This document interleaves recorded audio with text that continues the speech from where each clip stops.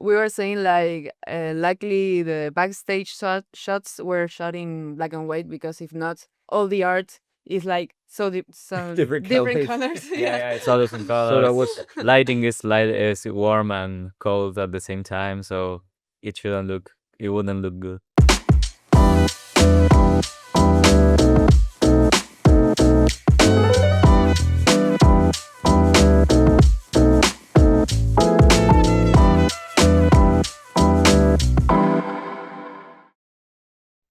Film noir is one of my favorite genres, so happy was my surprise when director Mateo Garimberti reached out to me to plug the world premiere of his latest feature film, Remember Me Always. This cinematic masterpiece doesn't just pay homage to film noir, it is true to the genre in ways I can't recount. The shadow play, the high-key lighting, the excruciatingly deliberate pacing, the sound design that felt like another character, the surreal sets that surrounded you in another world, and the masterfully distinct performances all came together with a script full of innuendo and symbolism. Mateo Garimberti presents a masterclass in filmmaking that sucks you in and transports you to a timeless era, and he was gracious enough to join us in the studio with his lead actor Javier and costume designer turned art director Virginia. We spoke about their process, the painstaking years-long journey from short film to feature length, and the importance of finding just the right hat. And with that, please enjoy the show.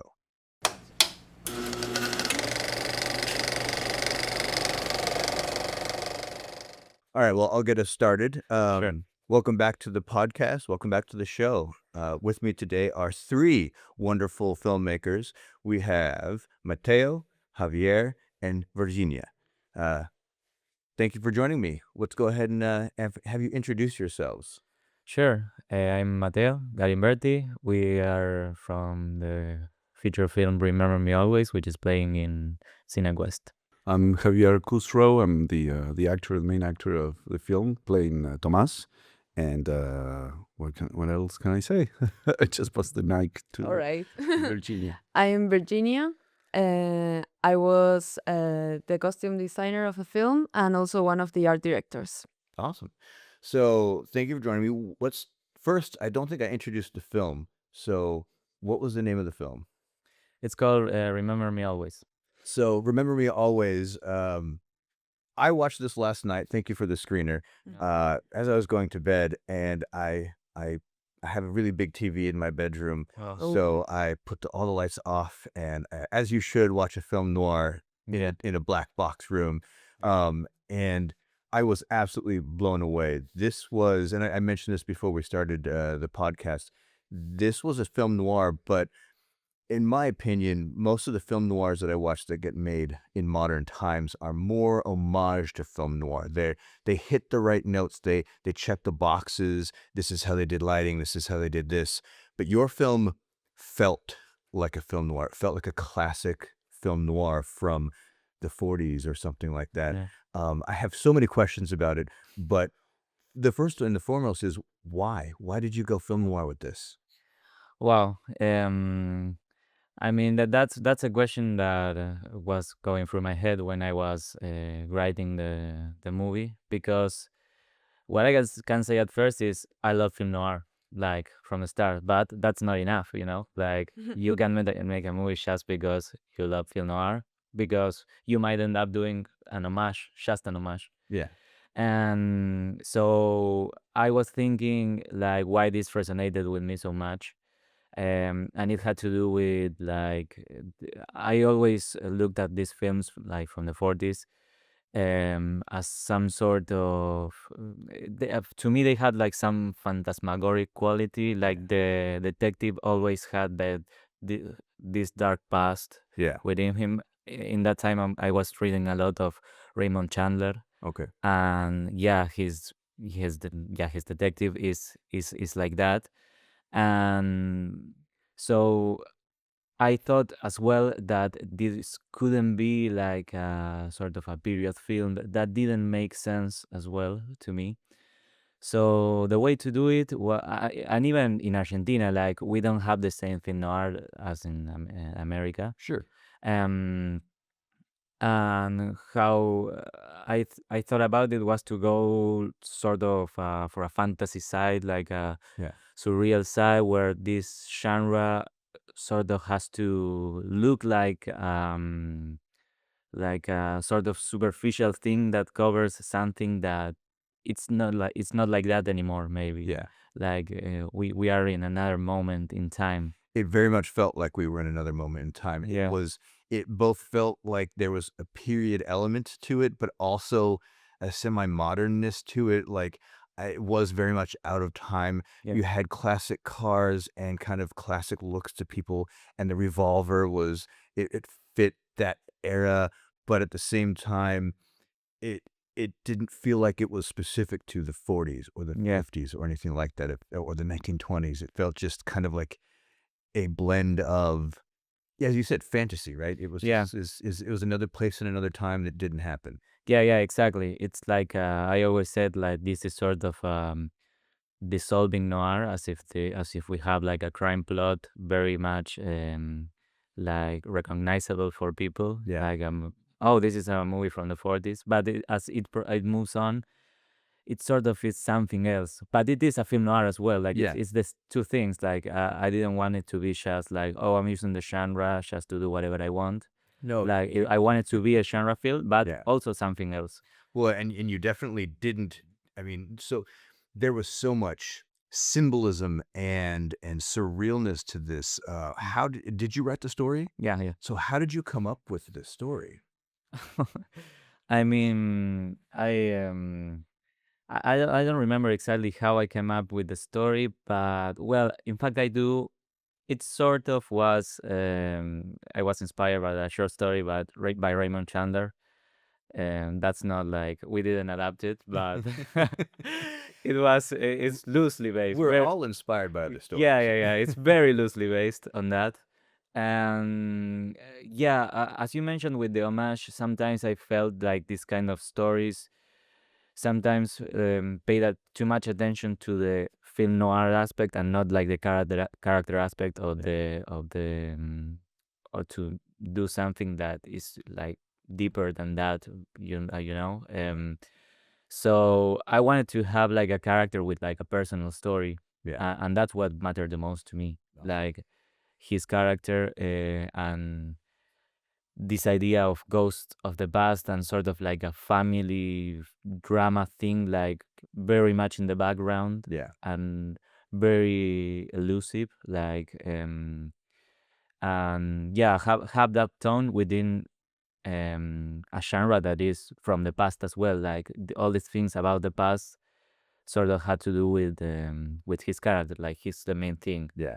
And so yeah, it kind of goes on that way. I like this sort of surreal things, but I like plot too. So Yeah. it's like a blend between the abstract things and narrative things. Yeah. Yeah. Give me 1 sec. Sure. Sáquense los celulares de... De acá, ¿no? Sí. Worried all of a sudden because I can see the red light on that one, but I'm sí. like, I can't close that red No light. se has, okay. Pero justo se los vi. It's true. Wow. So, I'm struggling to figure out which question I want to ask next. Okay, you know what? Here's another one that really struck me was why 4x3? You know, it's smaller than that. It's not even for free. It's 119 1. Like it's almost square. Yeah, yeah.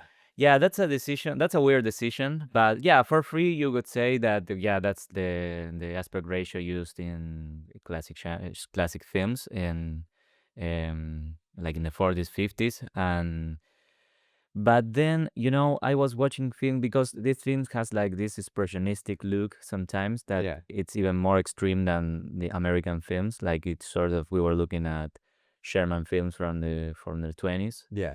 And in the 20s at that time, that was the aspect ratio they used 119 and 1. So, and I mean, I like tight things. Yeah. And I said to my cinematographer, hey, I want to shoot in this aspect ratio because I mean, people will think it's for free, so it's okay. You can say it's for free. Like people won't notice that it's smaller than that.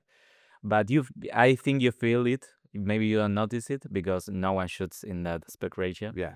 And yeah, I took inspiration on these sort of Sherman films, like from the 20s or 30s that used it. That was the standard. Yeah. It was weird. It added another element. Yeah, it really did feel like it put me in a specific place, right? It gave it more presence. It gave it more. You had to look more. Did that pose a challenge while filming? Are you used to filming in 16:9 and getting a wider shot and having more to do with your? No. In fact, I like to shoot it in tight. Like I know this because we made a short film recently, and it's for free. Yeah. And yeah, I don't know. I think in shots always in for free. Like it's my standard for some reason because I think on height, not on. Gotcha. Yeah, There's that's the Totally way. different mindset. Your mind is in a different frame than. Yeah, it's in a different frame. And this film, like we were thinking about like hallways and doors, and Yeah. those are height, not Yeah. width, width, Why? wide. Yeah. Yeah. So yeah, that's why we shot on that mainly. Very cool. And the last technical question for Yeah. now. Did you shoot this on film? No, No. but I'm glad you say that. It really has that feel to it. Yeah. We worked a lot on that, a lot. We are super happy with the way it looks. But no, yeah, it's digital. With great, Great color correction. great color correction. Processing. Yeah, we use some filters that were great too. And yeah, we're super happy with the way it looks. And yeah, it's because in Argentina it's actually impossible to shoot on 35 millimeters. Gotcha. It's just too expensive at this point. I mean, on film we just can't shoot 16 millimeters because there are no labs to. So you'd have to ship it out of the country. Yeah, always. Yeah. And it's like literally no one shoots on 35 in Argentina. Like zero. Well, the post processing was phenomenal. It doesn't give you that look of, a lot of people these days will give it a film look, and you kind of know it was post processed in the film. Oh, that's amazing you say that. I didn't know, and I had to. That's why I had to ask. Oh, that's amazing. Yeah. All right, so let's switch gears here. We have your star of the show here, Javier. Let's talk a little bit. How did you two find each other? Well, actually, You're right in front of Yeah? you. It's fine. like this. Yeah. It'll Okay. catch. Yeah. Well, I did a cast for a voice cast Yeah. for his short film. Yeah, another one. During the pandemic 2020s. Yeah. And while we were doing the voice recording, he told me that he wanted me to be in a casting for a film, for a short film. Yes. And that would happen. I did the casting, the audition, first online. Yeah. We did it through Zoom, and after personal. I mean, in presence, and after a while, I got the character, and but he told me that he actually thought about me doing that character, but the audition was to check if I was the good one for that, something like that, right? Okay. Yeah, he was the guy. Yeah, unless he did like something horrible on the cast. It was him. Yeah.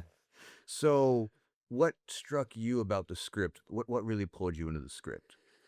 Well, actually, let me think, because the script, when it was a short film, Yeah, it was a short film first. I didn't Okay. get very much. I mean, into it. I mean, I like it, Yeah. but I didn't understand. I mean, it goes so deeper when it became a feature film. Yeah. That then I really like it.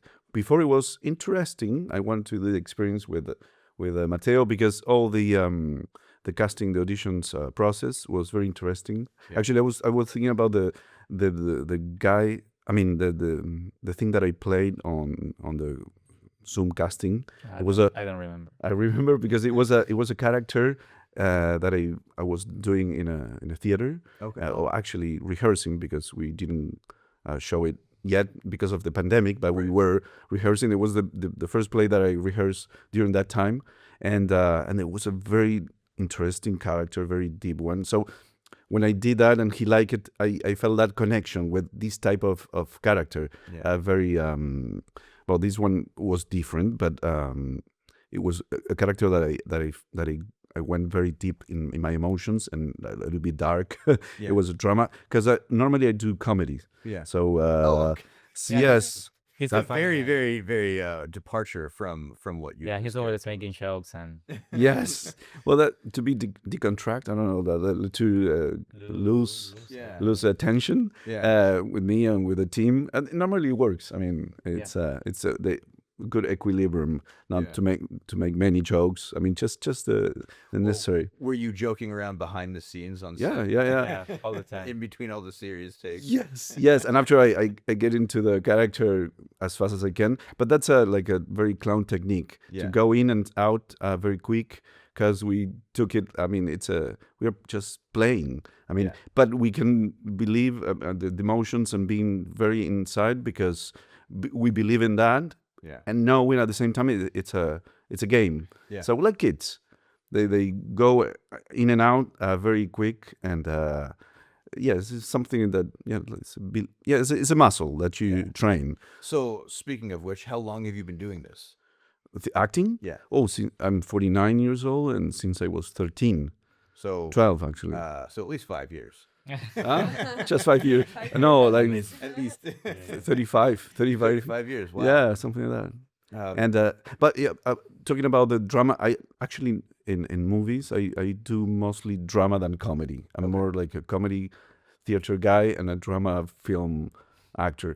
But that character was a drama theater, Yeah. and I connected me through during the casting with a character that I done after. I mean, come back to the question that. Yeah, it was interesting to try. I mean, this story, and after when I meet him, I mean, meet all the team and the location where we were shooting, and when it became a feature film, Yeah. the script went so deeper Yeah. and had much more sense. Then I really understood the character and the story. Okay. Let's give Virginia a chance on so this was an extremely stylized film. I loved so many elements of it, and it seems like you were in a couple from a production designer's background myself. It seemed like you might be in a couple of different locations getting pieces of this hotel and kind of Yeah. building it, right? Yeah. And knowing that this was going to be, did you know this was going to be black and white? Oh, yes, Okay, because so- I actually joined the movie on the second stage of the movie. It was filmed throughout the course of 3 years. Oh, this took Yeah, 3 years. we, Wow. we didn't mention that, but it's important. Yeah. Okay. 3 years to make. We'll get back to that, but Yeah. All right, yes. Sure. So the first year was this short film, and then it became this feature film, and that's when I come in as a costume designer. So pretty much the whole production designer aspect of it, with more like elements and scenography, Yeah. is more work of Valentina, which was the former art director. Okay. And yes, I got to work a bit more with costume design and getting to like, well, Mateo wanted this like a temporality to it, or mixes of how you say times, Yeah, like modern periods. and Periods. classic, yeah. Yeah, so starting from a point like everything is pretty standard, and then things start to shift a little bit more.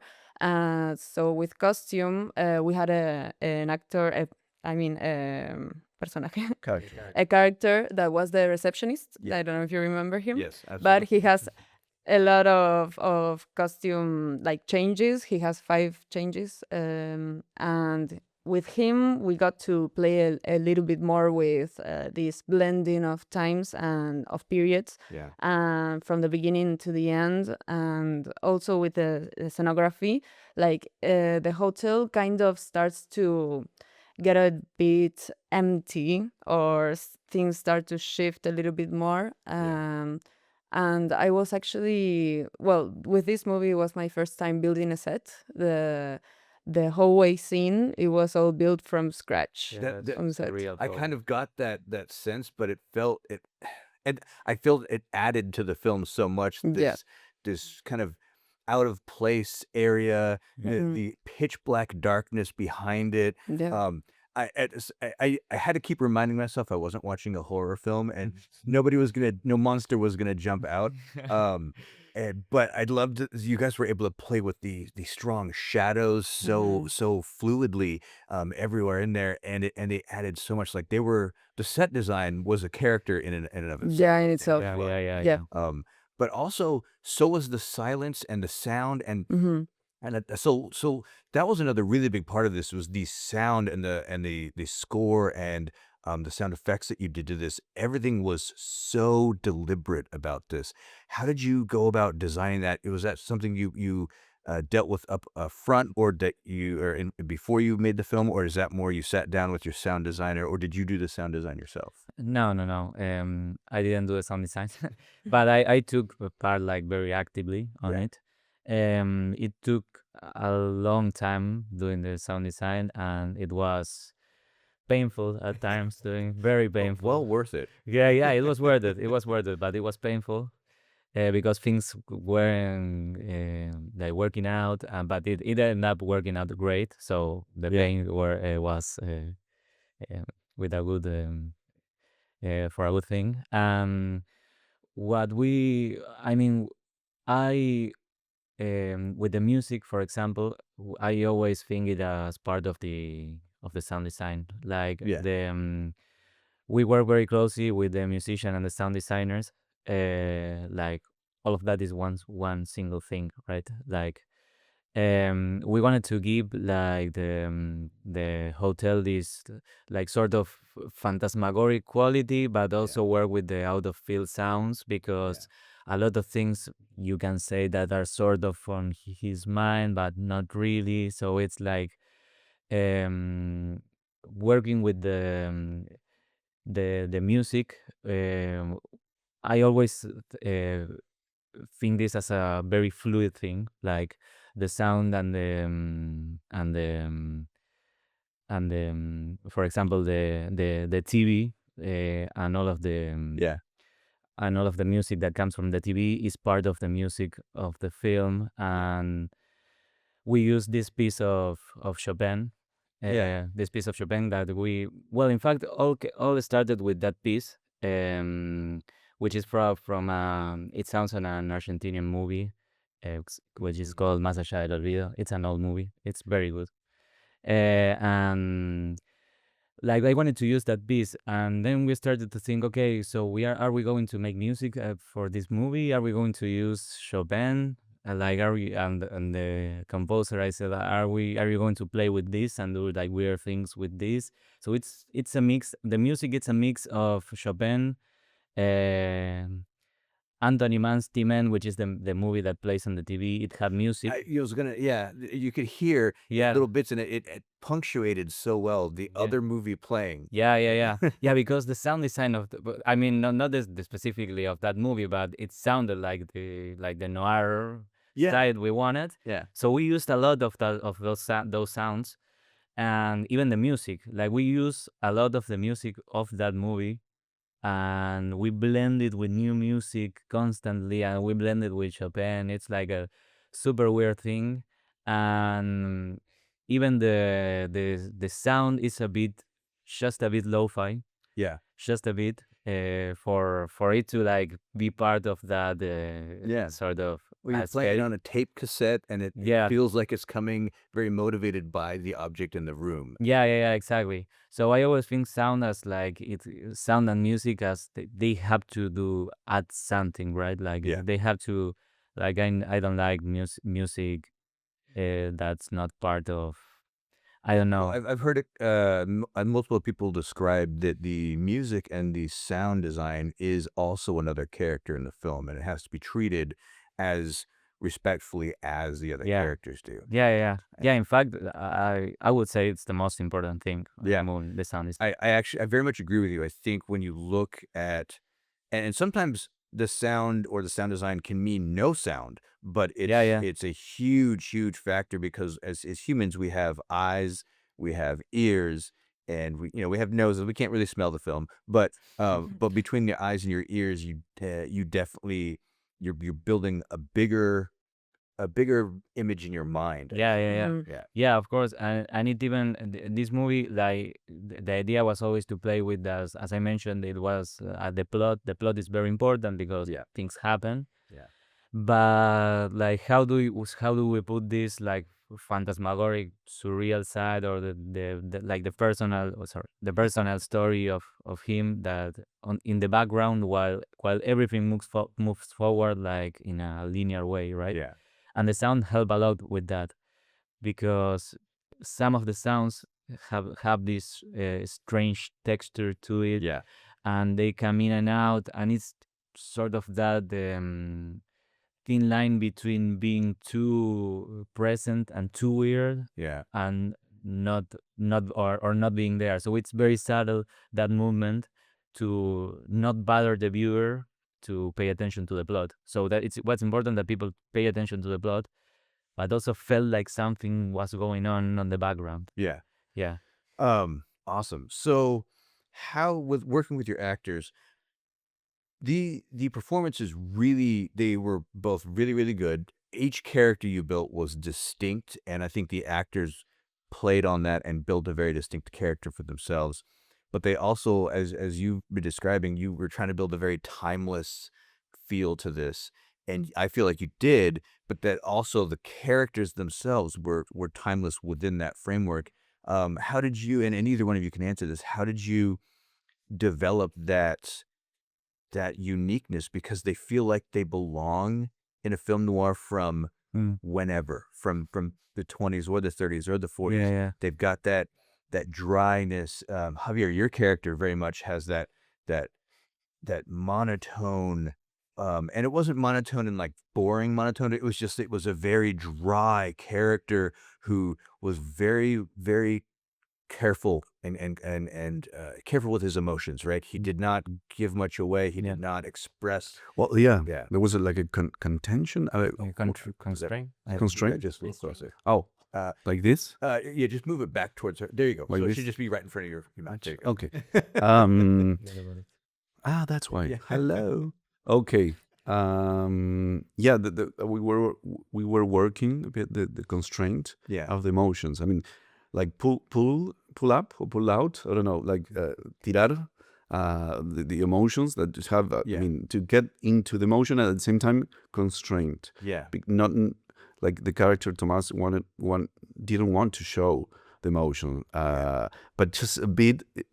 Especially in some moments, like when he talks with the old guy that reminds him his father. Yeah. Then he got like trouble by his emotion, and yes, I mean, as an actor, I showed emotion to the camera. Yeah. But the character tries to repress, to hold it. Yeah. And I think That was it was phenomenal. And did you have anything to do with developing any of things, like, I know that the playing with the hat, that motif was very unique. Was that all you? Were you? Yeah, I mean, it wasn't a script, so. Oh, okay. yeah. Well, actually, talking about that, I always felt that we built the character together. Like he was the intellectual part of the character, and I was the monkey that played. No, I was the body, the motions, and the gestures, of course, and I work with my thoughts as well. But I was very supported or apoyado. Yeah, support. Yeah, supported by his directions, because I felt that Mateo knew the character much better than me. Yeah. So I trust him, and I was like getting into the character or knowing the character through the process, and actually also because we did it in the course of 3 years. Yeah. So that happened as well, because the first year was one thing, like it was an approach. The second part was getting deeper, and the third one was amazing. But as an act, but as It got better and better. Yeah. But as In every aspect. but as an actor, I mean, I always, and I don't know if as a clown I could go into the emotions very quick and very, very like show that. I mean, very honestly, which captures the audience on theater and maybe in movies as well. Yeah. Being as I said before, I mean, believe in what you're doing, knowing that it's a game, but believe it completely. And I forgot what I was going to say about going into the character versus how in and out it No, is with the yeah, I'm the method that I study as for drama, Yeah. also, especially for drama, was the physical method of Stanislavski, the last part of not the emotional one that maybe they use it at in New York at the very well known studio, Lee Strasberg studio. Gotcha. But the physical method, yeah, you believe in the action that you're doing, and after the emotion will come by repetition. Yeah. And we work a lot with repetition, and we work a lot. I believe in the action that I'm doing. So if he gives me directions, I do that, and it will come, and that's what happened. I mean, Okay. it's a method. Anyway. Awesome. No, very cool. So Virginia, I wanted to talk a little bit about your participation here. How much direction did you get from Mateo? How much freedom did you have to do costume and set design kind of on your own and develop it? Okay, 100% direction of Mateo, but it was a back and forth for sure. I believe that in the costume design part, I had like a lot of freedom, which was very fun because we could play, as I was saying, like this blending of periods get me to go out and look at a lot of, I don't know, films or references, Yeah. to like searching different elements that were key to represent certain periods of time. But then, like, as I got to like, it was a lot of investigation, going to rentals or going to vintage places and just looking for clothes, which I love. Yeah. So it was really fun, and always sending the picture to Mateo like in black and white, because Yep. you can get super important. like there's a shirt that in color is very very Loud. very Yeah, yeah. loud, for sure. And so yeah, you have to like keep that in mind. So it was very strange because I love to play with color and like yeah, make it like a cohesive palette. Or when you make when you work on production design and costume design, is like the focus, I think it's mainly on the color palette. Yeah. So when it was this being black and white was so cool, because you got to switch your chip and be looking for something else, Yeah. like texture, like forms, patterns, yeah. patterns. Yeah. That's what I wanted to say. And so yeah, it was definitely back and forth. But this Mateo, I think he already in the script had like this like narrative weight to some costumes, or in the costumes is such a, let's say, if you switch like the hats, it's so heavy because it represents him, it's his father, it's you can move it around, and it's like changes a lot of Yeah. everything when it moves around. So the hat had to be a very specific Yeah, hat. yeah. Yeah, that's I don't know if in it's fact, his yeah, has because it his was on the hat. first year. He Yeah. wasn't and on the team at that moment. But I remember we weren't finding the hat. Like we had some hats, and I thought that these aren't good hats. And I mean, the day we were about to start shooting, Yeah. I looked for a Well, place close by with 10 sold hats, and I bought a hat, which was pretty expensive, but it was the hat. So yeah, it was super important because Yeah. he has the hat the whole movie. So Yeah. it had to be a The right hat. yeah, it had to be the right hat. Actually, I remember I live close to the place where he bought it, and he came to my house to Yeah. try it and to see if it fitted. I mean, we did Yeah. the fitting at my house because it was 5 blocks from the Yeah, store. it was a couple of hours from the start of the shooting. I went running to his house and we tried it. I said, that is fine. I say, it's this one. We got it. We can make a movie now. Yeah, because it's super important. Yeah. Awesome. Well, let's talk a little bit about what's coming up next for you guys. This was an amazing film. This is going to be playing here at CineQuest on the 20th, and then again on the 19th sorry, and the the 19th 22nd. and the 22nd. Yeah. So playing here at CineQuest on the 19th and 22nd. Make sure you go check it out up here in Mountain View. at the Alamo? Alamo Draft Theater House. Thank you. But so this is your premiere. Are you going to other locations, other countries, other states? Where else could we see this around the world? I mean, for now, here. Okay. Let's hope. Let's hope some other place. We still have like things going on for that to happen. So this is not over. I mean, this is starting, in fact, because Yeah. this is where we start. And we hope to play in Argentina. I didn't play in Argentina yet. And Actually, it was world premiere, and it was my premiere as well. I haven't seen it before. Well, Virginia. Oh, I had I had seen a first cut, but without the sound, and it changed drastically. I imagine, yeah. Yeah. no color grading as well. No color rating. Yeah, that's true. Javier, you're the third actor in a row to say that he hadn't seen the film before the premiere. Oh, that makes me feel good because I haven't showed the film to here.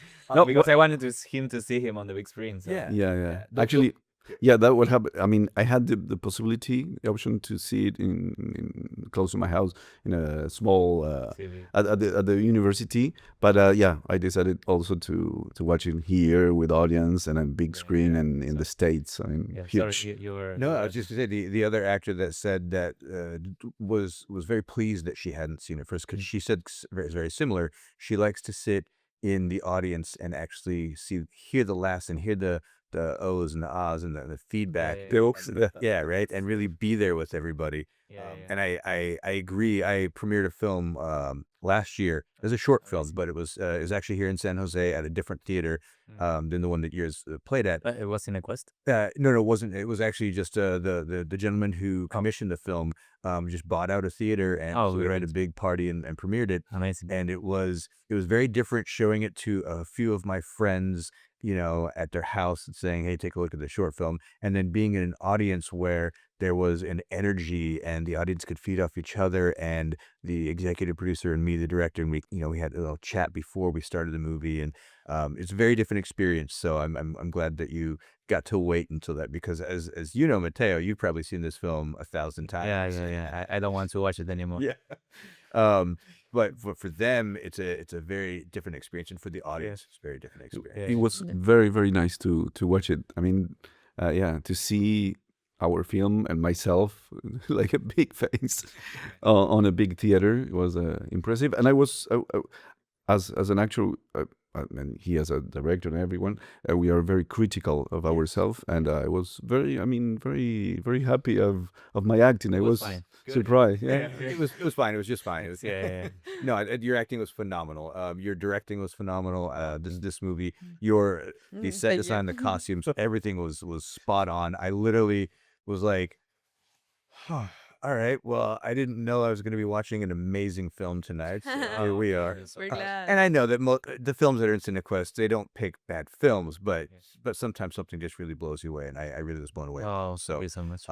Let's wrap it up to today. I did ask what's coming up. Let's say what's coming up next. Obviously not for this film, but for you guys, for each one of you. Do you have another project on the books? Are you going to do something similar, something different?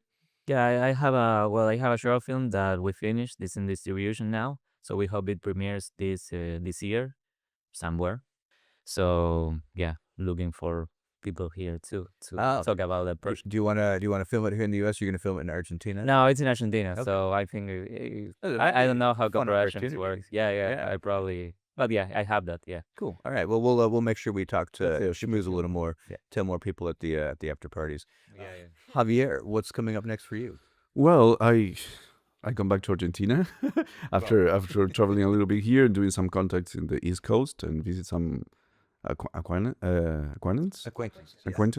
And in Argentina, I play theater for kids in schools. On schools, I don't know how to say In prepositions. schools, In schools, whatever.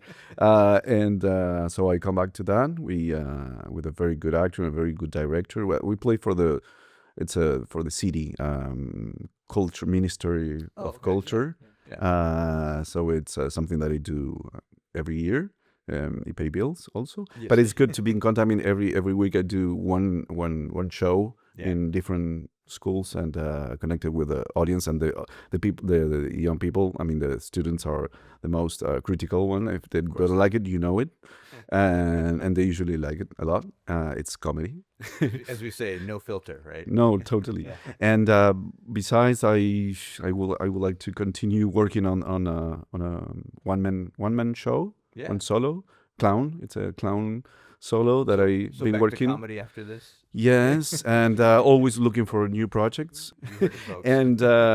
And I would like to do a short film with Mateo that he had on his. Yeah, we Wow. have a script. Okay, so this So- yeah, we are talking and about it. more in the future for both of you together. And one more thing, a yes. lot of short film that I shot last year. Yeah. They're going to premiere this year. So Oh, very cool. So I Are they have a lot of preparing in premieres. Argentina? They're preparing somewhere else? I don't know, maybe in Argentina to begin, but after normally they send it to festivals. So it Okay, well, if you could have a be. chance to come back up, hope- we'd love to yeah. see you again. I would like to see you too again. Well, for myself, I'm a bit multifaceted person Yeah, yeah. because, well, I love costume design and art direction, of course. But I also recently I have grabbed my camera and started editing and going to like filming shows, but editing them in a kind of experimental way. Also tapping into my directing facet. I don't know. Side, Yeah, like side, your directing side, yeah. yeah, my directing side with like experimental films and stuff like a short. I made a experimental short film last year. Well, I was like getting to see if I could distribute it or get into maybe an indie short experimental festival, Yeah. something like that. But yeah, definitely want to like those kind of things like you do by yourself maybe or a kind of alone. And I've started to want to go to back to rodajes, like shootings and stuff. Okay. So yeah, I'm up for everything for real. Awesome. Yeah, but I would love to direct. Yes. Fantastic. Well, I hope to see a Virginia direction up here. Yeah, sometime me soon. too. So the very last thing I do is we're all filmmakers, and most of the people that watch this, I assume, are probably filmmakers, if not your family and friends. But because we're filmmakers and we're doing this, I like to offer a little bit of advice. So if you guys have anything that you'd like to say to other filmmakers about making the film, I know this was a monumental undertaking, very deliberate, a lot of work went into it. But yeah, anything you'd like to say to other filmmakers, either about their work moving forward or just good advice? I'm starting, so I can get that much advice, but Well, if I'll you say this: you've completed more than most of us filmmakers have. Okay, so yeah. yes, you're right up here. You're good. okay, but what I can say is like making movies is very hard. It's very hard, but if you really want to do it, you'll find a way to do it. That's the best advice I can give. One can get frustrated a lot, super frustrated on getting into film festivals. Things aren't going like you want to, but Finding the right hat. finding the right hat, yeah, a lot of things. But really, if you continue doing it, you'll get somewhere, or you'll get satisfaction with what you're doing, and you'll get your movies going. Awesome. Yeah, you have to keep going. You have to keep going. All right, Yeah. Javier. Though same thing with acting. You have to keep going and pass these frustration moments or depressed. I mean, actors, we got up, got down. It's a very, and you have to be consistent. I'm sorry, I don't want to hide my face. Okay, that's okay. I'm just joking with that. To go through those moments and. The discipline and believe in yourself and study, train, read. I mean, make connections. Do a lot of short films if you can. I mean, not anything, whatever. I mean, if you don't like the script, but I mean, if the conditions are okay, I mean, do it because the experience help you to learn and to be in contact and be visible. Also, this is something very important for every one of us and actors. be visible, Yeah. and play and have fun doing what you like. I mean, if it's what you really like to do, I mean, go on. Great. Virginia. And yeah, I think I would say that there's no correct way in achieving something, like achieving making a short film or a feature film. There's a lot of ways to produce whatever you want to make and create. So yeah, don't like I would say that like don't let the expectation or maybe like maybe you think like you have to make it this way, but there are tons of ways to achieve something whatever you want to achieve, and people are really want to be in how to say it like want to participate in a lot of things, like we are all Yeah, we all want to be one involved. we all want to be involved in a certain way, so don't be scared to talk to people and like get yourself out there. Awesome. Those are all great words. Yeah, and there's always time. Like there's There's always time. to- That's Yeah. another great. Always because one gets very frustrated with, oh, no, I'm missing out on a lot of things. I wasted a lot of time. But if you do things like consistently and slowly, Yeah, I think it's a nowadays You- curse. Yeah, Like yeah, you yeah. feel like you don't have there's any more always time. Yeah. awesome. Wise words, Mateo, Javier, Virginia. Thank you so much for joining me. Thank you, today. This Christopher. was so much for a having us. great discussion, and I look forward to getting it out there. It looks like you had one more thing to say. Gracias, Christopher. Thank you. Yeah.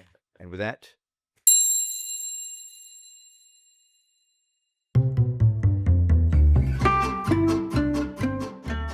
This has been another episode of the Shortcut Podcast. If you're listening early enough, you can find Mateo Garimberti's Remember Me Always playing on the festival circuit. And if it's been a while since you tuned in, you may instead be looking for his next project on the international festival circuit. I'd like to thank our friends at Cinequest for providing us with the opportunity to bring you this episode. And I'd like to thank you, the audience, for tuning in. You can find more about the festival at cinequest.org and on their social channels of the same name. My name is Christopher Lee Denise. You can find me on Instagram as @localcinematic and @theshortcutpod, on YouTube as The Local Cinematic, and in real life, wherever great films are being screened. Thanks again for listening, and I'll catch you on the next one. Cheers.